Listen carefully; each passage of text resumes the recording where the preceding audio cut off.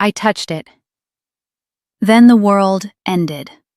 Not with a bang, not with lightning. Just my fingers on red wool, and everything I knew collapsed behind me. That coat cost $40. It cost my marriage. It cost my family. It cost my name. I would pay it all again. Snow was falling. My husband was screaming. The bishop was watching. And in that barnyard, I discovered the truth they never tell you in church. Some doors, once opened, cannot be closed. Martha. That's my name. Former Amish, current survivor. I speak now because silence was never really a choice. Northern Pennsylvania raised me, a district so strict we had no word for choice. No electricity, no cars, no English at home, and absolutely no color, especially not red. This is what happened when I bought a winter coat. Winters in our community were brutal. Snow fell from October to April, and wind off the Great Lakes didn't care how humble you were. It sliced through our black wool like a blade. Everyone wore black. Men in heavy overcoats, women in cloaks fastened with plain hooks and eyes. Buttons were forbidden, prideful, vain, sinful. My mother wore her mother's coat. I wore my mother's coat after she outgrew it. By the time it reached me, the elbows were threadbare, the lining shredded, patches sewn on top of patches. The complaint was ingratitude toward God. So I shivered silently, 2 dresses underneath, praying my fingers wouldn't turn white. Jacob, my husband, never understood. He wore his father's coat, thick, heavy, too large, extra bulk against the wind. When I mentioned the cold, he told me to pray harder. The Lord will warm you if your faith is strong. Eventually, I stopped telling him. That silence became my first door. Every second Saturday, the farmers market came to Ridgeville. We sold eggs and quilts, business only, no lingering, no browsing. Jacob was late that morning. The horse threw a shoe. By the time we arrived, the good stalls were taken, and we ended up at the far end, next to the Englisher vendors.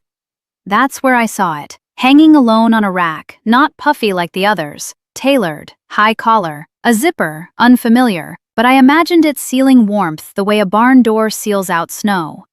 A color like a wound, like a warning, like everything I'd been told never to want. My feet carried me forward without permission. Jacob haggled over eggs nearby. He didn't see me approach, reach out, or close my fingers around the wool. Soft, dense, smooth, nothing like the coarse wool we made ourselves. Machine-carded, woven with precision, and somehow not ruined by it. I pulled it from the hanger, held it against my chest, and closed my eyes for 1 second. 1 second of warmth.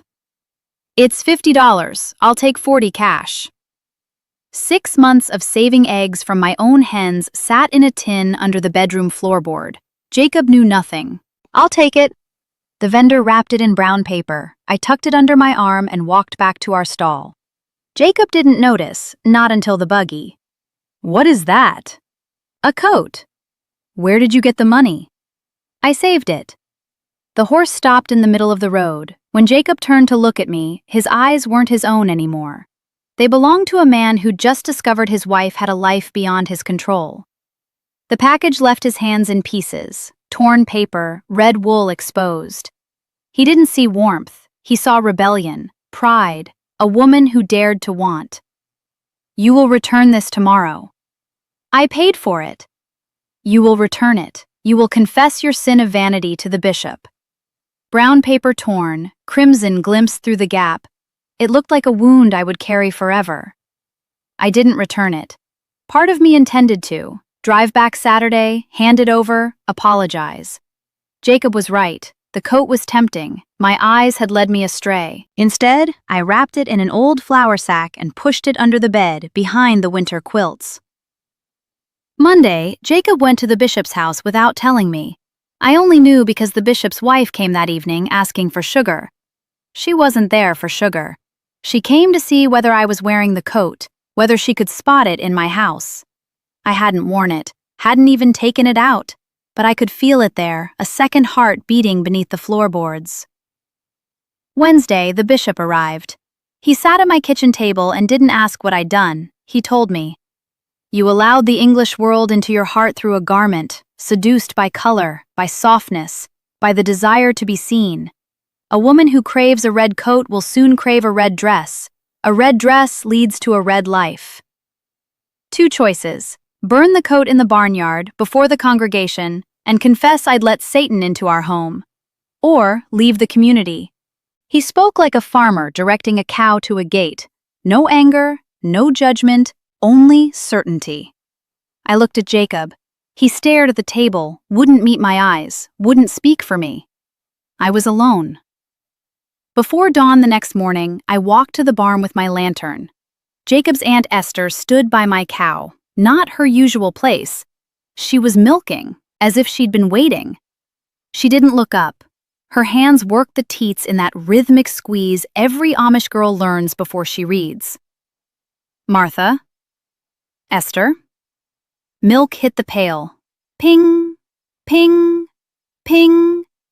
Then, into the cow's flank, she spoke sideways. "The church doesn't hate the coat." I waited. "It hates the freedom in your eyes when you hold it." She still didn't meet my gaze. "They saw you, Martha. Saw how you looked at that red cloth. You weren't looking at a thing. You were looking at a door." She stood, wiped her hands, and walked past me. At the threshold, she stopped. "Destroy it, and you destroy that door with it. You'll never find it again." Darkness swallowed her. I stood there with the cow, lantern flickering. I never milked that morning. I did not burn it. When Jacob left for the fields, I pulled the flour sack from under the bed, unwrapped the coat, and held it up. Crimson, redder than memory. In the pale winter light, it blazed like a furnace, the color of my own blood. I put it on. The zipper caught. I had to pull slowly, but when it closed, I felt something utterly new, held, not judged. No command to pray, no label of pride or sin, just steadiness, simple and unapologetic. Wind howled outside, snow fell. I stood in the barnyard and turned my face to the sky. I was not cold. Jacob returned at noon and stopped walking the moment he saw me. He reached for the coat. I stepped back. "Take it off." I didn't move. "Take it off, Martha. The neighbors will see. The bishop will see." "I am warm." His hand closed on the collar and yanked.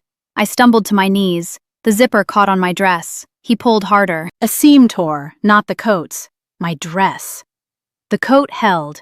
He released me and stared, at me kneeling in the snow, at the coat, at my face.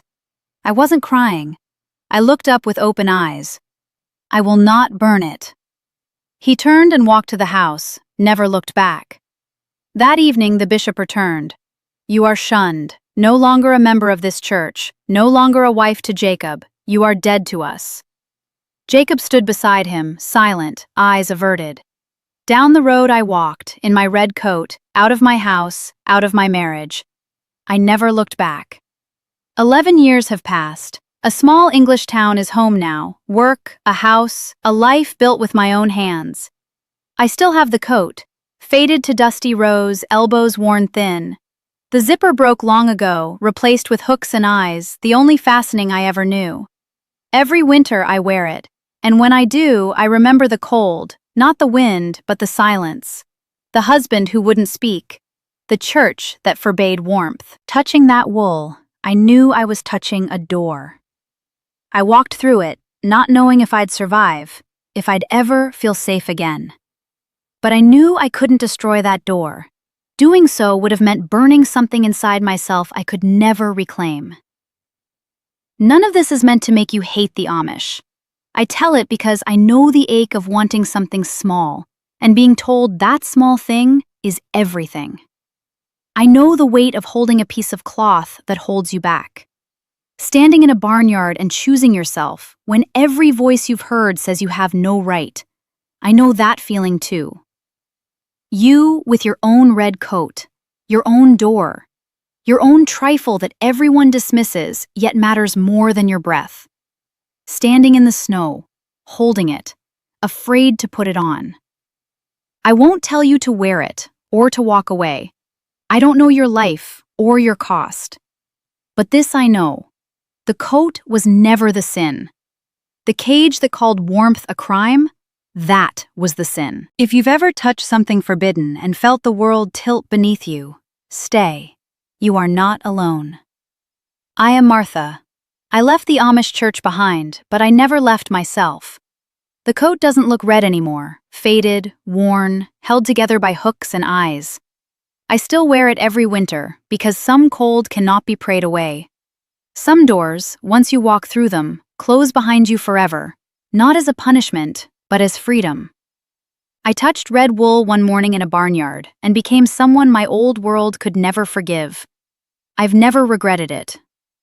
Subscribe if you understand what it means to choose yourself, even when it costs you everything.